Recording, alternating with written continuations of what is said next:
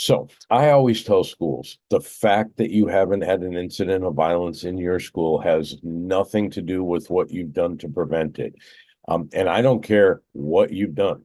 In almost every single case, there's all kinds of effort, time, money spent on products and services that look good and sound good on paper, but they will not work when reality strikes. And even worse, they'll make things worse than doing nothing at all.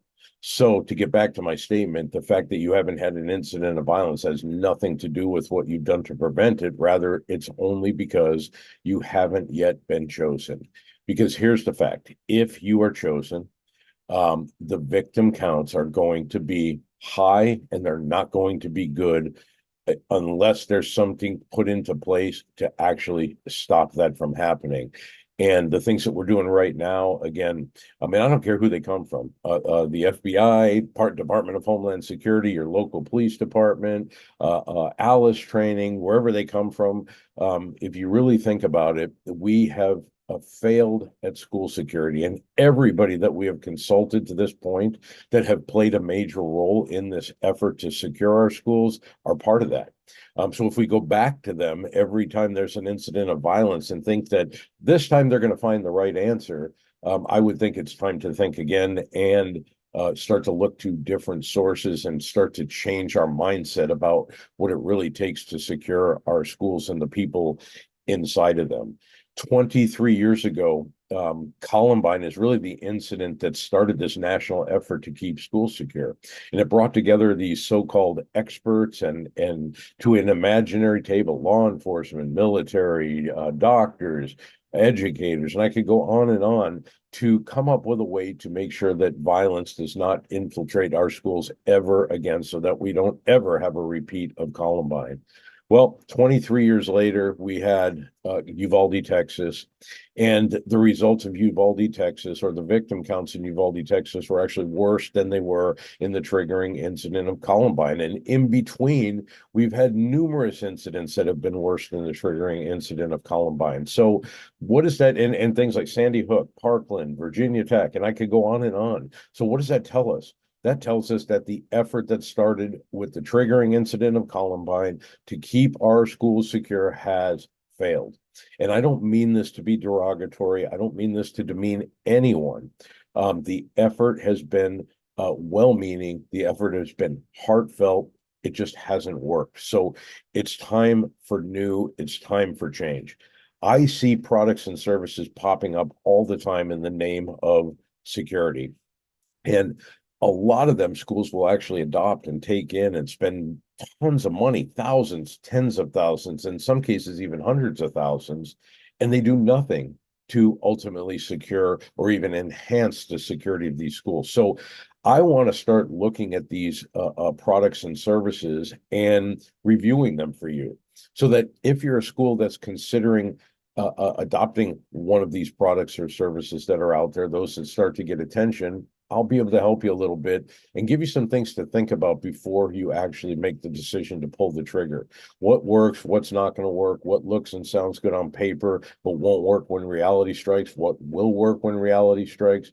These are really, really critical factors. And again, another thing that really is critical to understand is how decisions are made.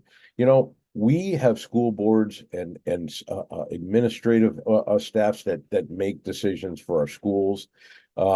The question really becomes is what expertise do they have to make those decisions? So you can have a school resource officer, you can bring in a consultant to look at your school, analyze the security program, where the vulnerabilities are, where your strengths and weaknesses are, and then make recommendations as to what needs to be done to actually correct any problems that are there, enhance security, and really create an environment where we're truly keeping people secure. And then who makes the ultimate decision about what aspects of the expert's advice are going to be implemented into the system? Well, a whole group of people who know nothing about security. So that becomes a big problem. Why have an expert come in if you're not going to take every piece of advice that they have, especially the core things that might be considered a mandatory to actually keeping people secure? So again, I want to help you with this process. I want to try to make it easier. I am also available if you need advice as you are considering the solutions that have been presented to you to try to help you. Are they good? Are they not good? I mean, I can do that live. I can do that in person. But I want to start with this product called Centegix Crisis Alert. I got an email from one of our clients, a school in the Indianapolis area the other day, and they were asking me basically, what do I think of this product? And it was actually an article that was titled, "Are Panic Buttons the Key to Improving School Safety Response Times?" And I read the article, and there was really no reference to a company. This was not promoting a company. It was more talking about a service in general.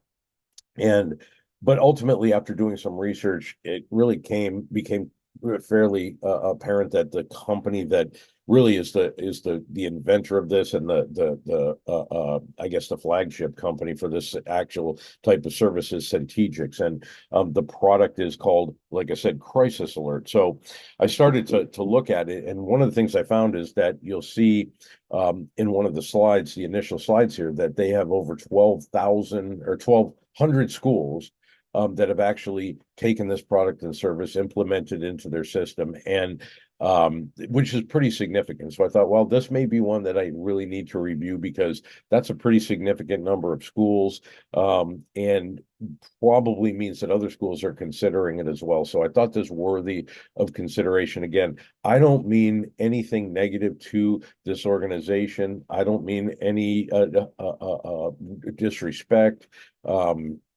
to them, but I do want to review this from a realistic standpoint. Again, keep in mind, this is my opinion, but I'm going to explain to you every thought that I have and why I actually feel the way that I do about it. So let me start this video. This is a demo that they did that talks about all the details of this product, Crisis Alert system. And I'm going to stop it at points, probably several points, and explain to you where I see problems, what the issues are. If I see something good, I'll stop it and explain that as well.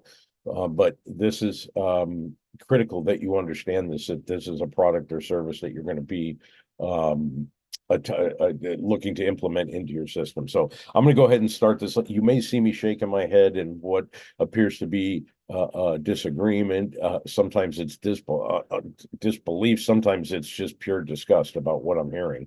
But anyway, just wanted to let you know, I don't mean disrespect by it. I'm just trying to help with the situation. And a lot of times, I've had people say, well, isn't doing something better than nothing? Well, not when doing something actually creates more danger than doing nothing. So here we go. Hi, everybody. My name is Rob Kent, and I'm with Centegix. We are the manufacturers of Crisis Alert. What I'd like to do today is just give you a little bit of background on the company, talk about sort of the context behind how we came up with the idea. I want to give you a demo of the solution so you can see how it works, and then just talk a little bit about what our PSAP integration looks like and what the installation and onboarding process is. So as far as context, we are a technology company. We are purpose-built in order to address the emergency notification problem. And when we first started this, we actually started reselling other people's technology. And so we started going through this process. We resold several different technologies. And in discussions with dozens, if not hundreds of security professionals and superintendents, the feedback consistently we got from everyone is that there are significant gaps in the current solutions that are out there. So when we built Crisis Alert, the idea was, we wanted to try to address those issues that made those solutions less than adequate for the particular problems. And we can. Okay, so just to touch on that really quickly, you notice that he mentioned that they are a purpose-built technology, and what they might consider to be a life-saving product or service. So basically, he said that there were gaps in technologies that were out there and available for use for these types of systems, so they could kind of piece together a system and then found gaps in there. So what they did is they apparently just recreated a system that ultimately really uses the same technology as the ones that had been pieced together. But in essence, when you find that it might be a problem with technology, things that we use every day, like Wi-Fi and Bluetooth and cell phone service and on and on and on, that just replacing it with different technology might enhance the reliability of the system somewhat, but it doesn't make it uh, what's the word I'm looking for? It doesn't make it foolproof. It still can fail. And when you use technology, if you think about it, Wi-Fi, Bluetooth, cell phone reception, GPS, these are things we use every single day because for the most part, they're deemed to be reliable. So we start messing with those things. And I don't know what this company did. I don't know. I don't have technological expertise in electronics and IT and all these other things. But to me, it's like replacing technology with technology that could fail, maybe just in a different way, doesn't make the situation necessarily better. But I'll go on. Dive into a lot more detail, but just at a very high level. So we'll use mobile phone apps as the comparison because the majority of solutions out there are going towards mobile phone apps. Now, what we hear consistently across the board from people just like you are there's issues with like adoption rates, right? So you don't own the phone to your teachers. You can't force them to install an app. So essentially what you're saying is that, the child's safety is dependent on the voluntary adoption of this technology by your teachers. So to us, that's sort of a non-starter at the very beginning. From a technology perspective, we hear constantly that there are dead zones riddled throughout schools because, of course, a phone app requires either cellular or Wi-Fi to operate. So if you don't have signal, you can't call for help. Similar to that, from a technology perspective, these phones rely on GPS for location. And GPS is great to navigate to get to a building.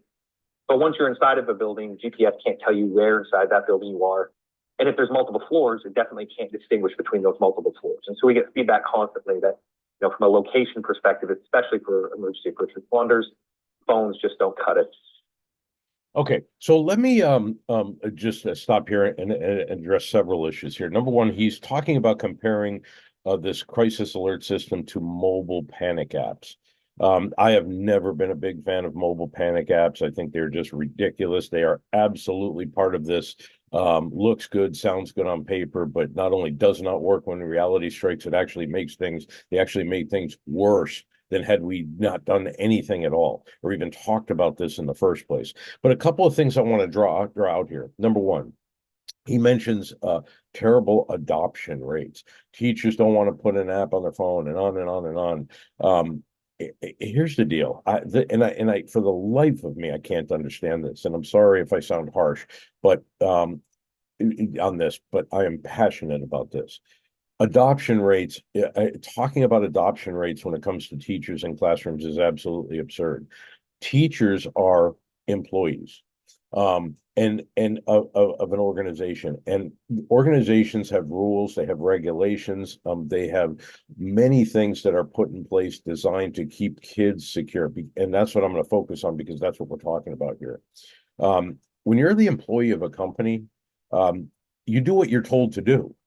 I mean, if you are, it shouldn't be about a choice. Now, when it's their own phone, that's one thing. If they choose not to put it on their own phone, but you're going to see really, really quickly that they're talking about mobile phones here, and the problems with mobile phones, or won't say phones in this case, but devices. But then you're going to see as we work our way through this product that for the product to work the way it's intended to work, you need devices. So but again, when it comes to adoption and things like that, it's like you work for the school, you have a responsibility as a teacher to keep your kids secure against anything that could possibly come their way. There are no choices. You either do it or you don't work here. And again, I'm sorry to sound harsh, but that is absolutely fact. I've worked with a school recently where we were doing assessments and violence training and classroom training and things like that. And they told me that they made it voluntary for teachers. And I told them that how can you justify making it voluntary? And they said, well, some teachers have a problem, they get triggered and violence and all this other stuff. And I said, listen, these teachers are responsible for the security of our kids. This should not be voluntary. If they can't handle it, then they shouldn't be a teacher. Can you imagine what a parent would think to know that their specific teacher has opted out of security related training processes and procedures. It's absolutely absurd to me. Would you ever allow a teacher not to do a fire drill? The answer is no, you wouldn't, because they have to do them. And think about this. Acts of violence in school are far, far more prevalent today, or ever actually, than fire inside of schools. But fire takes precedent over everything, in spite of the fact that we are far more likely to be victimized by violence than a fire. It makes no sense. The whole system is broken, and it's all part of why we have failed. But it shouldn't be a choice. If it's in the name of security, they will do it or they won't work there. That's my opinion on this. Again, I know that sounds harsh, but I'm sorry, it's true. And ask any parent that, and I guarantee you, you would get an agreement on that. So I'm going to go on. Dead zone and location issues, Wi-Fi, Bluetooth, cell phone service. Yes, they are sketchy in many places, especially inside of buildings. So the fact that they have created a system where it might enhance the reliability of all these things is great, wonderful. But I still think it's technology based and it's prone to fail. And if it fails at the wrong time, the whole system dies. So again, no or accurate location information. Again, he's right about the GPS. So my guess is they have created some sort of a system that is a GPS system within a building, as opposed to outside where and anywhere they can be. With GPS systems, he's right, will not allow you to designate if it's a multi-story building, what floor they're on, and then the approximations are not precise enough to make them accurate enough to use as a technology when it comes to being inside of a building. And then he's going to go on here to say, talk about too complicated in an emergency. And I'll stop at that point to explain that particular aspect of this a little bit better. And then also there's just this aspect of how usable is a mobile phone panic button app in the real world, right? So when you are in a situation, when your body goes into fight or flight, are you going to be able to get your phone, assuming you have it on you? Do you have the presence of mind to be able to find the app? Can you even unlock it? As you go into a panic, your fingers start sweating. Are you able to actually unlock your phone? I mean, we've heard from dozens of different people how that is a real issue. And in the moment, those phones become unpractical. Okay, and he's absolutely right about that. One of the reasons why I hate these 911 alert applications is for those very reasons. Now, one of the things that he said is, if you even have your phone on you. Well, again, if you are a school that relies on a system that relies on having your phone on you, then should be no tolerance for a teacher not having their phone on them. It's that simple. You either have it on you or you are disciplined. If we find out that you don't, because this is your life-saving device right here. It's critical that you have it on you all the time. It should not be a choice. Number two, they are too complicated. You know, they look good, they sound good on paper, they work awesome in controlled environments where there's no real danger. But then when danger strikes, can you actually get to the app and where you need to be in the app and then manipulate it to do whatever it is you're supposed to do?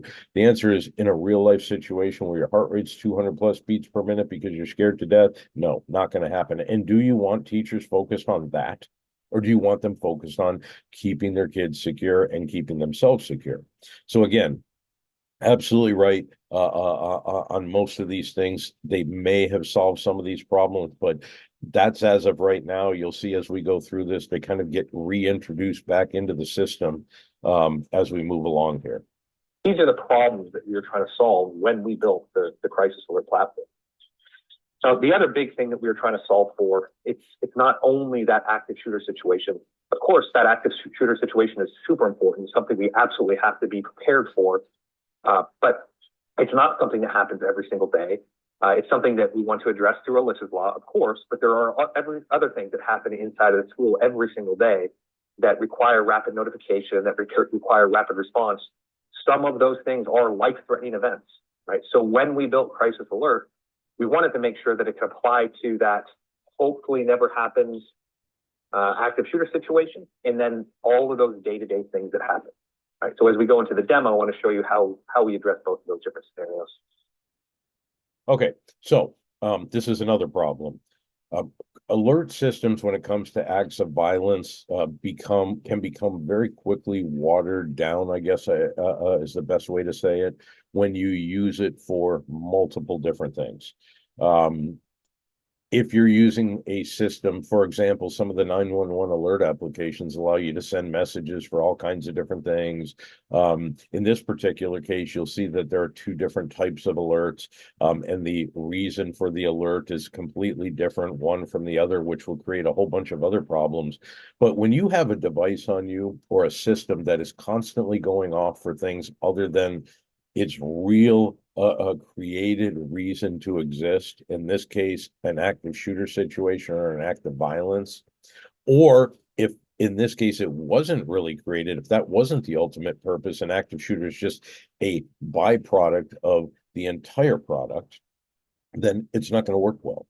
When you have this thing going off for all kinds of different reasons, people start to become it becomes white noise, basically. They turn it down, they're not listening, they're not paying attention. Then when they really need it, it's not there. It's kind of like walking through a parking lot and you hear alarm after alarm after alarm. Who pays attention to alarms anymore? Well, there are some people, I know. But in general, nobody's paying attention. Nobody goes to look, nobody goes to investigate. Sometimes it even happens with kids where you'll see a kid being walked through the parking lot, they're unruly and they're screaming and they're yelling and crying and all these different things. And nobody's looking at that like, is there a potential problem here? Is this a potential kidnapping? Is it somebody who shouldn't have the kid? No, we're looking at it like, well, that's an unruly kid that really needs discipline. So stuff becomes white noise after a while, and that's exactly what will happen with a system like this when it can be used for multiple different things, and there's no way to provide details. And you'll see that that's going to be the case shortly. So I'm going to move on. So what we have is a badge-based emergency notification system. So here's the badge here. It's the same size as an ID card or an access card. It's just a couple of credit cards thick. And as you can see, there's one button on it, right? And there's four key differentiators that we talk about. One is that one button activation, right? So there's no phone, no app required. They don't have to install anything. As long as the teachers, as long as the staff has this badge, they can push the button and get help. Two, it's about total campus coverage. So we do not rely on Wi-Fi. We do not rely on cellular. We deploy our own equipment throughout the campus. We guarantee that you get coverage from the parking lot, everywhere inside the building, to the athletic field. Anywhere on campus, push the button, you can get help. Related to that is how we deal with location. We don't rely on GPS. We rely on our equipment to provide location, no matter where that person is on campus, right? When they push the button, we can identify the specific location they're in, definitely to the room level. In practice, it's usually within about 15 or 20 feet of where they're actually standing. And we can distinguish between different floors. And then the other thing is audio and visual notification. And this is really, really crucial, especially when we're talking about illicit law.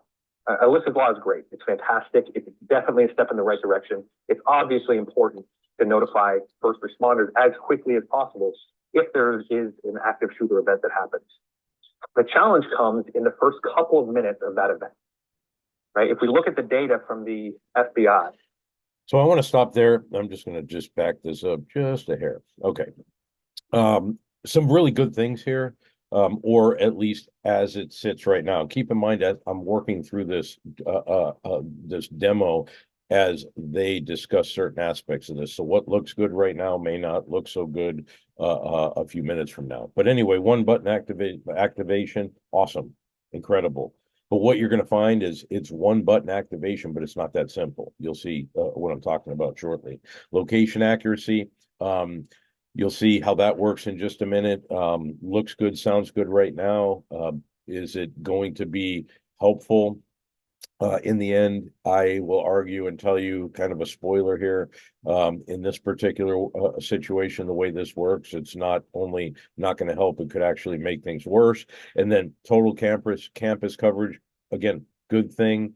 But maybe not. And then audio and visual notification, absolutely critical, no question about it.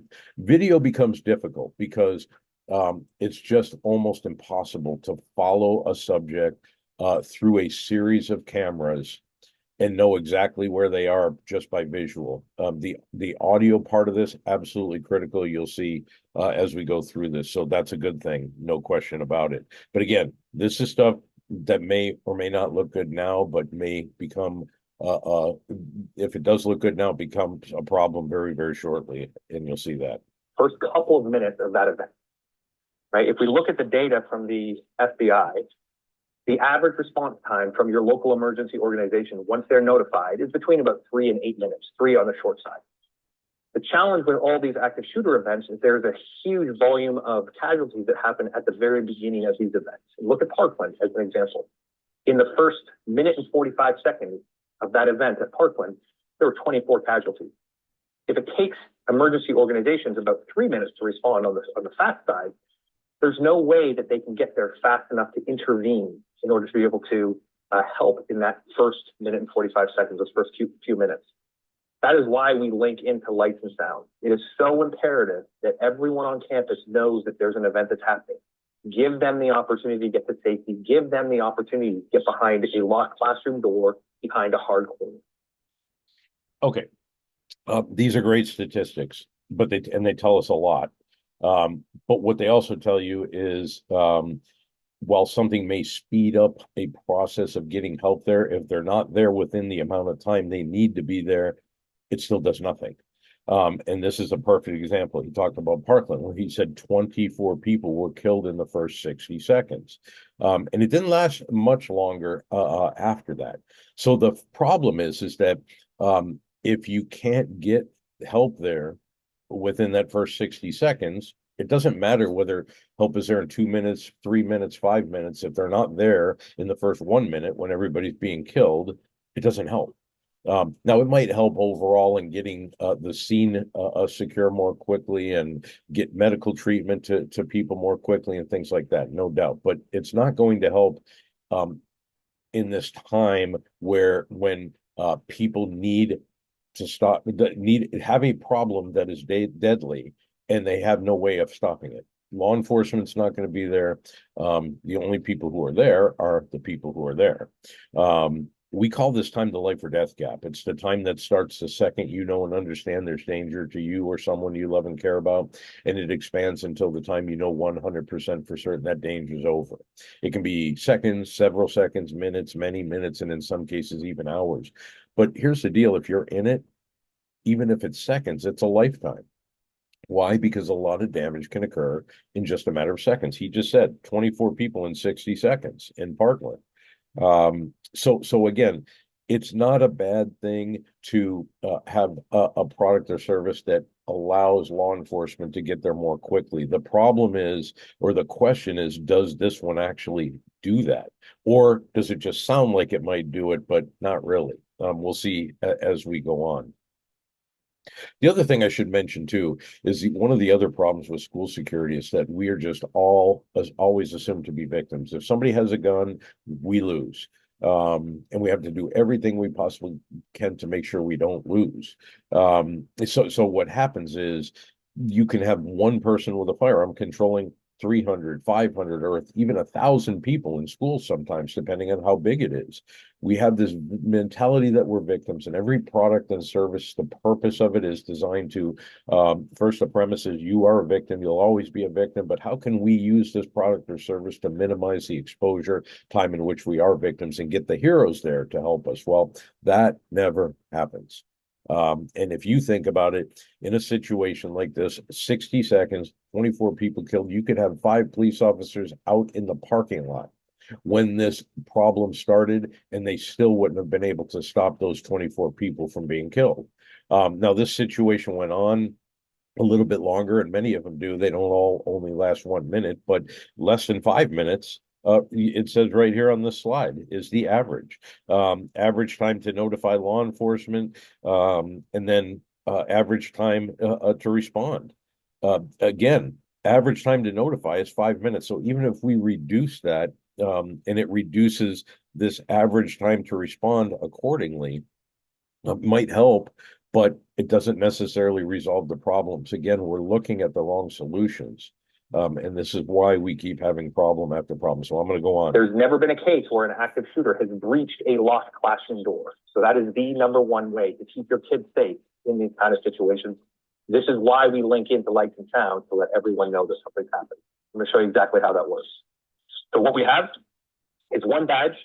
This badge will allow you to do two different things. You can click to activate a staff alert. You can click to activate a campus-wide alert. Now, staff alert, these are all those day-to-day things, right? This is the medical emergency. This is the fight. This is the irate parent. It's very simple. The staff member clicks the badge 3 times. And what I'm going to do is switch over and show you a live view. So here's a map of our office. This is our command console. Staff member presses the button 3 times. The badge actually vibrates to let them know that message has been delivered. It takes just a couple of seconds, and it pops up there and shows exactly where that person is standing when they click that button. You hear that audible alert that goes off on the mobile device. So your response team that is on your site, they get audible notification on their device. They also get a map on their phone as well that shows exactly where that person is standing, where they need to go to provide assistance. Fastest way possible to get that situational awareness to the people who need to know. Okay, so let me stop there. This is a staff alert. So some of the things that they mentioned, it could be a fight, it could be somebody who's hurt and things like that. So this is a situation where the person pushing the button may not necessarily be in danger. So how practical is this to locate that button on that card and then push it 3 times? Probably fairly practical because the person doing it is not going to be in any danger. So again, it's a simple process. One of the problems is that it's being used for so many different things. And I think ultimately, or within a few minutes here, he's going to talk about how many times these staff alerts have been triggered. But here's the other problem of the location alert. Now, for an incident like the things we're talking about right now that would trigger a staff alert, pushing the button 3 times, this may not be as big of an issue as it will be when it comes to a bigger threat. What if, for example, the problem is here, or the person pushing the button is here where you see it light up, but the problem that they are triggering the system for is all the way down the hallway. Or once they push that button, let's just say you have somebody who needs help really badly and you start to move them from this spot where the button was pushed to another spot. This only tells you where the button was pushed. So if the problem moves or if it's anywhere other than where that person is standing when the button is pushed, guess what that means? That means people who respond are going to respond to where the button was pushed. And it may have nothing to do with where the crisis is. So that is a problem. It's not so much a problem when it comes to staff alerts, but what you're going to see is when we get into the bigger alerts, the life or death type alerts, that can become a big, big problem, huge problem. So I'm going to go on. Let me just shut this down. So that is for an active shooter situation. There's a couple of other integrations that we have as well. I think that was an error. He meant to say that was for a staff alert situation. If your system supports it, we can tie into your 2-way radio system, broadcast the message there. But again, this is for your on-site response team. Just to put this in context, we have 1,200 sites that are live. We've had over 40,000 staff alerts that have been generated. So this 40,000 staff alerts that have been generated. Do you think that might become white noise depending on how many of those are in a single school? People are using this system all the time. That's a problem because when an incident of violence happens or something really bad happens, you're going to see, I'm telling you, people will see that as white noise. They aren't going to be listening. The other thing I want to mention too is it's funny. I'll talk about this in a little bit more detail in a little bit, but how the system you see here. Remember, I said the system they talked about the problems with 911 alert apps needing cell phones. Well, do you see the cell phone right here? And then the 2-way radio. So now we have a system in which the alert system basically telling somebody there's a problem is one thing, but you need these devices now to be able to tell the people that are receiving this signal what the problem is, where it is, and how to respond. There's a big difference between somebody with a medical emergency and a fight. There's a big difference between a wild animal in a school and an active shooter, or on and on, and I could go on and on and on. We need to know. If we don't know what the problem is and where the problem is and where it's moving from and to, we may be better off not knowing at all. And I'll explain that in more detail. But again, here's where we introduce this technology that they said was a problem for 911 alert apps back into their system. Is used every single day. Literally just this week, there was a customer that we had in Florida, and they used a staff alert to save a child's life. Child was out on the playground, a 4-year-old. They went unresponsive. They had a parapro there. Parapro went and started performing chest compressions on this child. As they're performing chest compressions, they reached out, activate their badge to call for help. Their on-site response team was able to come, take over. They were able to resuscitate the child. Here's the question. What if that same scenario happened and that parapro had a phone instead of a badge? One, would they have even had the phone on them on the playground? Two, would they have had that app installed? Three, is it reasonable to assume that that person is going to stop doing chest compressions to get their phone, to find an app that they don't use very often to call for help? That's why the power. Again, these are the types of things that make me kind of chuckle. He's saying, talking about a parapro not having a phone and on and on and on. But at the same time, they have this badge that they hit 3 times that only tells people that there's a problem. Wouldn't it make more sense to, but then what that problem is and how to respond requires these other things to communicate that to the people who need to know. Wouldn't it be just as easy, or maybe even easier, more quick, and generate a quicker response for somebody who's there to pick up the phone, call 911, tell people what's happening? Or even better, and I'm going to get into this in a little bit, a 2-way radio. Okay. Again, you're basically adding a step into this system that can create confusion, and won't help unless, again, the people receiving the alert have one of these things to be able to understand exactly what's going on. And for that particular parapro, he just said, do you want him to stop doing chest compressions to get that information to the people? Well, again, how will they know what they're responding to? How will they know what equipment they need? How will they know how fast to respond? This is it's unbelievable to me. Of all these options right here, this crisis alert card, panic button, the phone, and the 2-way radio, there's only one of them that's going to work well. And again, we'll talk about that. This badge and the simplicity of it is so, so important. It gives people the ability to intervene very, very quickly to get the help that they need as soon as they can. All right, so that is the staff alert. The campus-wide alert. So this is the active shooter situation. It's the same badge. Instead of pressing it 3 times, they just continue to press the badge until the school goes into lockdown, right? Now, there's several different things that happen. Okay, now, that seems so simple, right? Press it 3 times for a staff alert, but then continue to press it if you want a campus-wide alert. Okay. Now, here's my question. How many times do you have to push it? Now, from what I've read, I don't know if this is true or not, it requires 8 presses of that button to trigger a campus-wide alert. So my question is, there are several steps between 3 pushes of the button and 8. Okay. 4 steps, 5 additional pushes of that button between a staff alert and a campus-wide alert.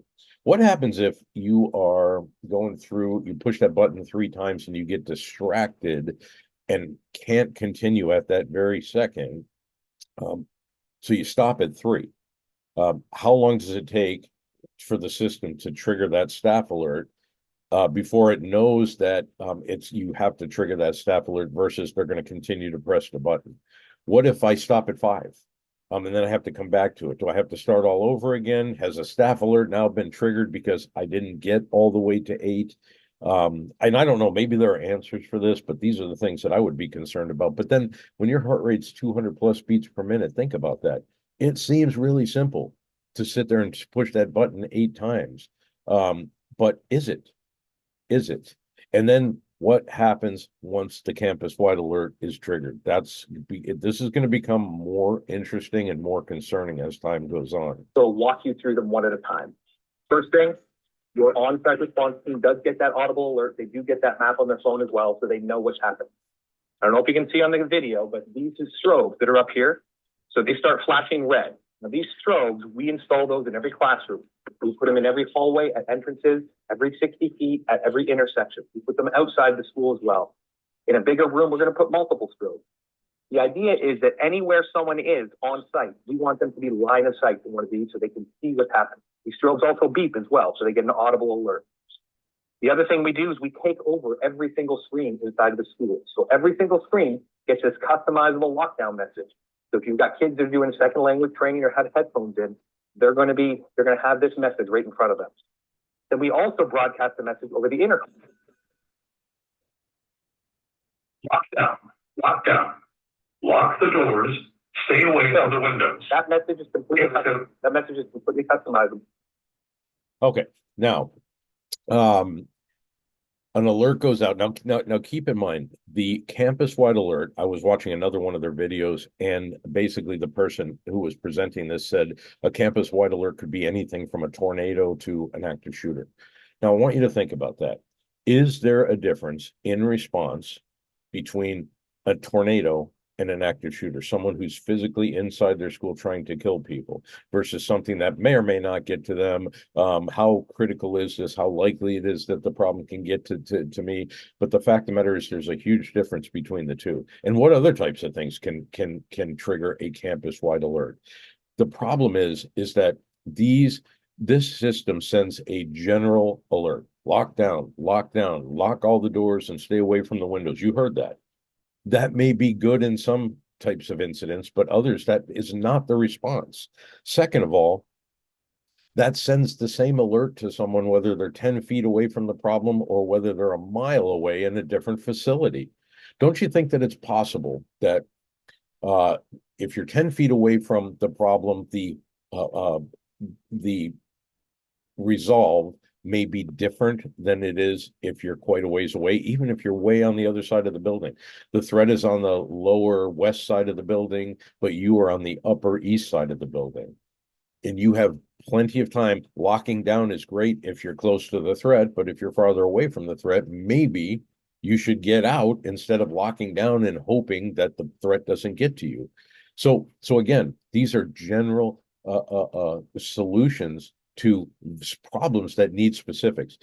He also said that these are customizable, but they're still only customizable to one solution. So no matter where you are in relation to the threat, the solution is going to be the same when the solution should not be the same for everyone. Secondly, who decides what type of alert this should be? If you have multiple different lockdown levels, for example, who decides what level to call? Is this a teacher with very little training, knowledge, understanding of this stuff that could make the wrong call? Is it somebody who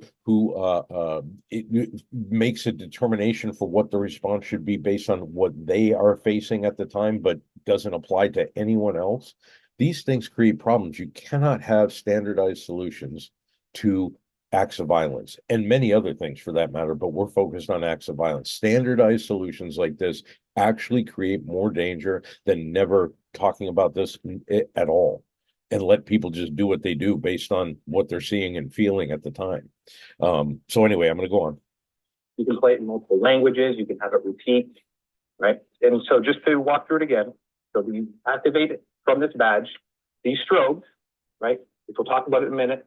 They're multicolor LED. They flash red for lockdown. They all start to flash and beep. We play that message over the intercom. We take over every screen. Then in addition to notifying your on-site response team, we also integrate with the local PSAP. This is where Alyssa's Law comes in. There's several different ways that we can do that, all right? None of these have any additional cost. It really just depends on how the district and how the local emergency organization want to work together. We can take and install our software directly into the PSAP. So they can have a pop-up right there. So they're shown the map, they're shown the location, they're able to interact with dispatch and tell them exactly where they need to go. We can integrate directly with their CAD, and that can be done in a couple different ways. We can have a digital ticket that is sent to them, have a live voice assistant call that calls them to translate and tell them where they need to respond to. We also integrate with a company called Mutual Link that does PSAP integration directly from the school district into multiple PSAPs. Again, several different options. Every single one of these is compliant with Alyssa's law. There's no additional cost. It really just depends on how you and your local emergency organization want to work together. Okay, look at all these options. Seriously, think about this. What are they really going to do to make things better for the people who are actually involved in this? There's no way to communicate, again, what the problem is, where the problem. So what are we sending to law enforcement? Basically, it's no different than a panic button at a convenience store or at a bank. Because, and how does law enforcement respond to those? Typically, flow of traffic. Why? Because 99.9% of the time, a panic button is false. And unless you know or have confirmed that there's a problem, you're not going to go 100 miles an hour risking your life and the lives of innocent people for a false alarm. So again, unless you have an ability to know exactly what the problem is, where the problem is, and where it's moving from and to, it's not going to change the response level in most cases. And shouldn't, unless you have a police officer that is acting irresponsibly, responding to a call inappropriately, putting people's lives at risk without knowing what the problem is. And 99% of them will not do that. But think about this, two-way radio interoperability. Again, you're pulling the two-way radio into this. There's a reason for that. Because the only thing that works under circumstances like this is a two-way radio. That's it. Nothing else. How we use them and when we use them and on and on and on are a completely different issue. But again, if you start introducing two-way radios and cell phones back into the equation in order to communicate what is really happening, then you've now taken your criticism of the 911 alert app and made your system the exact same thing with an extra step of your card. Is that a good thing? Not in my opinion. So again, let's just keep moving here. Just a couple other things to show you. So we have built a companion app as well. The difference between us and most other vendors, their app is their entire solution. For us, obviously, it is about the badge. It really revolves around this. This is what gives it ease of use. This is what gives location information. Through the app, you're able to trigger other types of alerts. So you can trigger lockdowns, you can do shelter in place, you can do evacuate. It's all preloaded with protocols that are based on the I Love You Guys Foundation. It takes about 5 minutes, and you can customize them for your own protocols. You can also create drill protocols. So it allows you to do drill management as well. So you can do reporting on drills. You can make sure that you separate your drills from the PSAP, so you're not going to be notifying them every time that there is a drill that happens. So I want to just touch on a couple of things here. Again, you're bringing an app back into this. For this to really, outside of the fact that you can push this button and send an alert, that we either have a staff alert or a campus-wide alert, this is no different than any application, 911 alert application that's out there. They all do the same thing. The difference is you're adding an extra step with this Centegix that it may not be as helpful as we might think. Again, just communicating that there's a problem it does nothing really. And you can communicate that there's a problem in a whole bunch of different ways that may be far more efficient, that may combine all this stuff together. If you did have somebody with a phone and they were able to call 911 and communicate this with somebody internally to be able to communicate this to the rest of the people, now it's a whole different thing. But you don't need any applications for that. It's a cell phone and a call, and that's it. Now, number two, Alyssa's law. Again, we're talking about all these things that are acceptable to comply with Alyssa's law, and this is the stuff we're talking about. It looks good, it sounds good, it makes us look like we're doing something extra special, but we're not. It's actually making things worse, and this is a law that people are expected to comply with. Some of the parts of these laws and things like that, grants before they'll issue them, require them to get consulting from local law enforcement to make sure that they are meeting all the parameters of these things. Well, let me ask you this. What do local law enforcement know about this stuff? They know how to respond. That's it. They don't know how to design a building to keep it secure. They don't know, there's a lot of things that we just assume people to be experts by their professions, and they're not. But when we expect them to be experts, they'll become experts. And ultimately what happens is we get the wrong and or bad advice. I'm not making this a general overall statement, but this is the case in most situations. I Love You Guys Foundation, another very well-meaning, good organization. If I remember this one correctly, it was started by some parents of victims of school shootings. Awesome, great cause. But just think about this. What really makes someone an expert? Not the fact that they're in law enforcement, not the fact that they've responded to an active shooter situation. Just because you were at a school when there was an active shooter situation does not make you an expert in how to stop it from happening again. Because you had a child who was injured or killed at a school or business does not make you an expert. So again, we're getting what I Love You Guys Foundation did is the same as every other organization. They went to the people that they think assume to be experts to get guidance on what they should be bringing to their members, their clients, their whatever it happened, their followers. But again, we continue to replicate wrong over and over and over again, and it's a huge problem.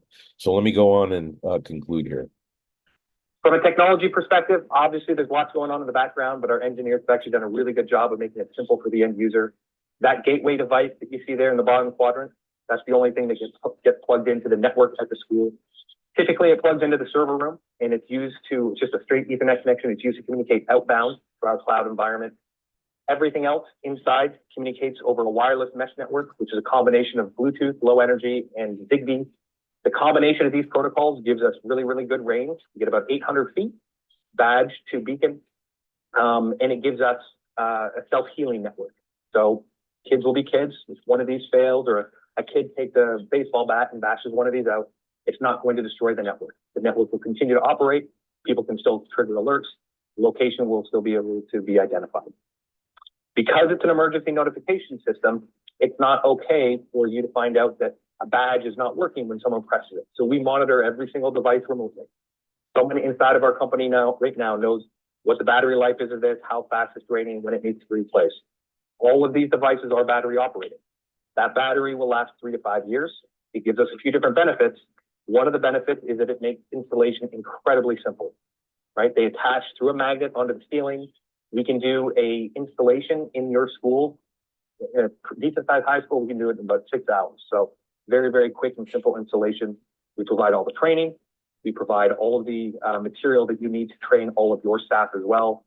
Everything is 100% supported and warranted. So again, I'm gonna stop there. You know, if you look at this system, there are tons of components to this. He just said that, you know, very simple and quick to install. They can do it in an average size high school in 6 hours. That's just not possible. Maybe it is for some of the components of this, but if you're putting a strobe in every single classroom, you're not doing it in 6 hours. And in addition to all these other things, that's neither here nor there. But my point is that there's a significant expense to installing this system, and then you have to look at the risk reward ratio. What are the chances of something like this happening? Number one, even today, very, very low. But number two, what is it going to do to help resolve the problem if and when it ever does happen? And here the answer is maybe not only nothing, but maybe actually make things worse. So again, I'm going to be reviewing products and services like this on a regular basis. This is a longer video. If you found this to be helpful, if you liked it, I would request that you would like this, subscribe, and share it with others, and comment. Give me your feedback. Am I wrong? I have no problem hearing that I'm wrong about something, and many times my thoughts has been changed based on explanations and thoughts of other people. So get involved in this. But again, this stuff is way too prevalent, in my opinion. Again, this is nothing against Centegix. It's nothing against their effort. It's nothing against it, but we're just looking at this from the wrong view, the wrong angle, and it needs to change. The way to fix this problem is really cheap, inexpensive, very little time required, and it will have an impact. Contact me and I'll explain. But again, stick with our channel and just continue to seek advice and counsel from us and others for that matter. Don't just make decisions based on what looks and sounds good on paper, because that's the problem all across the country. Thanks for your time.